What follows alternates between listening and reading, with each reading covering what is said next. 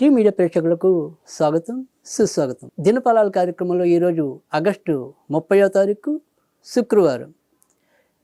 తిథి వచ్చేప్పటికి ద్వాదశి తిథి అర్ధరాత్రి 2:25 వరకు, తదుపరి త్రయోదశి. ఇక నక్షత్రానికి వచ్చేప్పటికి పునర్వసు నక్షత్రం సాయంకాలం 5:57 వరకు, తదనంతరం పుష్యమి నక్షత్రం.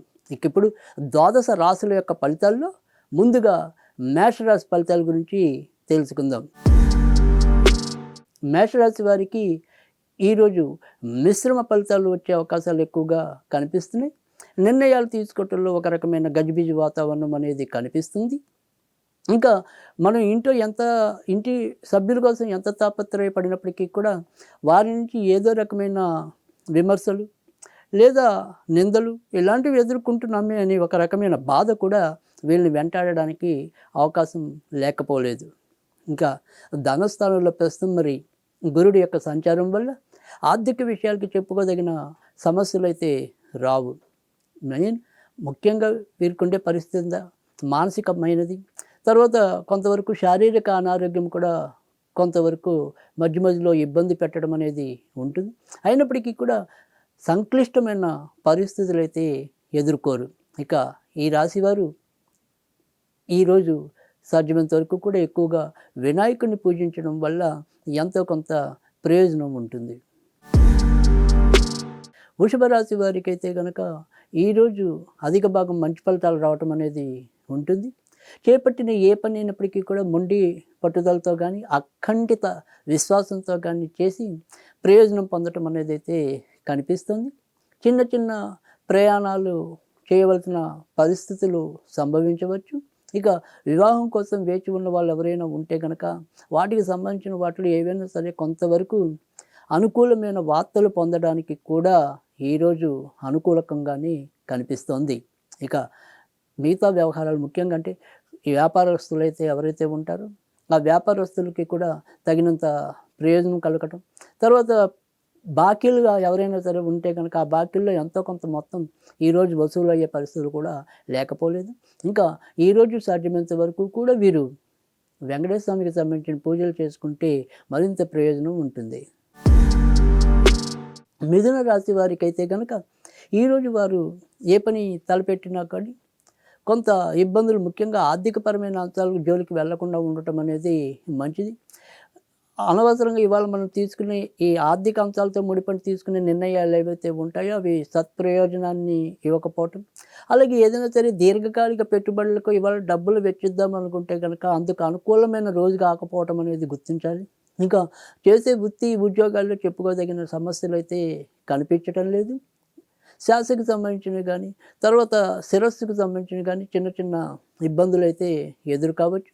ఈరోజు సాధ్యమైనంత వరకు కూడా వీరు సుబ్రహ్మణ్య స్వామికి సంబంధించిన పూజలు చేసుకుంటే మరింత ప్రయోజనం ఉంటుంది. కర్కాటక రాశి వారికి అయితే కనుక ఈరోజు తలంపుగా కొంత మంచి జరగడానికి, ఇన్నాళ్ళు ఎవరైతే ద్వేషిస్తూ వచ్చారో వారు ఈరోజు ఎంతో కొంత రాజీ మార్గాన్ని రావడానికి కూడా అవకాశం లేకపోలేదు. ఇక బయట నుంచి రావాల్సినవి ఏవైతే ఉంటాయో అవి మాత్రం ఇంకా ఈరోజు కూడా ఎంతో కొంత వాయిదా పడటం అనేది జరుగుతుంది. దీర్ఘకాలిక రోగాలతో బాధపడుతున్న వాళ్ళు, ముఖ్యంగా నడుముకి సంబంధించిన కానీ వెన్నుకి సంబంధించిన వాటితో కానీ వారు కొంత ఇబ్బందులు ఎదుర్కోవడానికి లేదా ఆ ఇబ్బందులు పెరగడానికి కూడా ఆస్కారం అయితే ఉంటుంది. పుణ్యక్షేత్ర సందర్శన కూడా సాధ్యమవుతుంది. ఇక ఈరోజు వీరు చేయవలసిన పూజల్లో ముఖ్యంగా లక్ష్మీదేవికి చేస్తే ఎంతో కొంత లాభం ఉంటుంది. సింహరాశి వారికి అయితే కనుక ఈరోజు అధికంగా ధనం ఖర్చు అవటం అనేది, తర్వాత ఏదైనా సరే విదేశీ ప్రయాణాల కోసం ఏర్పాట్లు చేస్తున్న వాళ్ళు ఎవరైతే ఉంటారో దానికి సంబంధించిన ప్రయత్నాలు అయితే కనుక తప్పకుండా నెరవేరే పరిస్థితి కనిపిస్తుంది. ఇక సంబంధాల కోసం వేచి ఉన్న వాళ్ళకైతే కనుక ఆ సంబంధాలు దగ్గర దాకా వచ్చి కుదరని పరిస్థితి అయితే ఎక్కువగా ఉంది. ఇక వృత్తి ఉద్యోగాలన్నీ కూడా సాఫీగానే సాగిపోవటం అనేది ఉంటుంది. వ్యాపారాల్లో మిశ్రమైన లాభాలు రావటం అనేది అయితే ఉంటుంది. స్వతంత్ర వృత్తుల్లో ఉన్న వాళ్ళకి ఆశించినంత మంచి క్లయింట్స్ దొరకకపోవచ్చు. ఇక మిగతా అన్ని విషయాలు కూడా యథాప్రకారం కొనసాగతం అనేది అయితే ఉంటుంది. ఈరోజు సాధ్యమైనంత వరకు కూడా వీరు సుబ్రహ్మణ్య స్వామికి సంబంధించిన పూజలు చేసుకోవటం అనేది ఉత్తమం.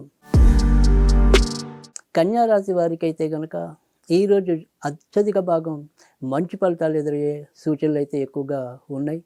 ఇటు మిత్రుల వల్ల అయితేనేమి, బంధువుల వల్ల అయితేనేమి, ఏదైనా సరే సమయానికి తగు విధంగా వారి నుంచి సహకారం పొందే అవకాశం అయితే ఉంటుంది. ముఖ్యంగా వ్యాపార రంగంలో, భవన నిర్మాణ రంగం కానీ, తర్వాత వచ్చేప్పటికి ట్రాన్స్పోర్ట్ రంగంలో ఉన్నవాళ్ళు, తర్వాత ఈ క్యాటరింగ్ ఇలాంటి వాటిల్లో ఉన్న వాళ్ళకి కూడా ఈరోజు మరింత మంచి పెంపొందించే అవకాశాలు అయితే కనిపిస్తున్నాయి.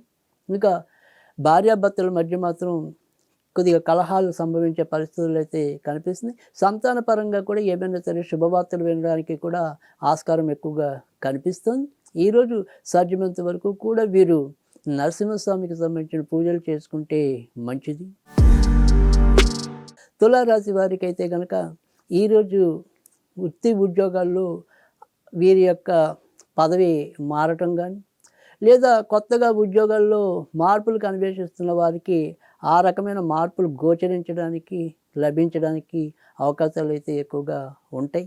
ఇంకా ఇతరత్ర చెప్పుకోదగిన సమస్యలు అయితే ఏమీ కనబడటం లేదు. కోర్టు వ్యవహారాల్లో ఉన్న వాళ్ళకి మాత్రం అవి ఇంకా ఆశించినంత ముందుకు వెళ్ళలేకపోవటం అనేది అయితే ఉంటుంది. ఇక ఈరోజు సాధ్యమైనంత వరకు కూడా వీరు ఎక్కువగా నరసింహస్వామికి సంబంధించిన పూజలు చేసుకుంటే లాభం ఉంటుంది.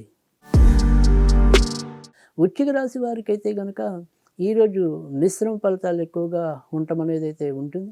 ముఖ్యంగా మధ్యాహ్నం వరకు కూడా, అంటే అపర్ణ వేళ వరకు కూడా వీరు సాధించవలసిన పనులు ఏమన్నా కానీ అందులో ఏవో రకమైన ప్రతిబంధకాలు ఏర్పడుతూ ఉంటాం.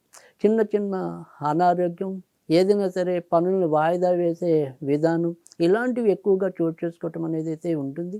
లేదా మనసు అప్పటిదాకా కూడా ఒక గజిబిజిగా ఉండి సరైన ఆలోచనలు రాలేకపోవటం అనేది అయితే కనిపిస్తుంది. కానీ క్రమంగా అపర్ణ వేళ దాటిన తర్వాత నుంచి నెమ్మదిగా వీరు ఎంచుకున్న అంశాల్లో విజయం లభించటం, లేదా ఎంతో కొంత ఆశావాహంగా ముందుకెళ్ళిపోవటం అనేది అయితే కనిపిస్తుంది. ఈరోజు సాధ్యమైనంత వరకు కూడా వీరు ఆంజనేయ స్వామికి సంబంధించిన పూజలు చేసుకుంటే మంచిది. ధనుర్రాశి వారికి అయితే కనుక ఈరోజు ఆరోగ్య విషయంలో ఒకంత జాగ్రత్తగా ఉండటం అనేది మంచిది.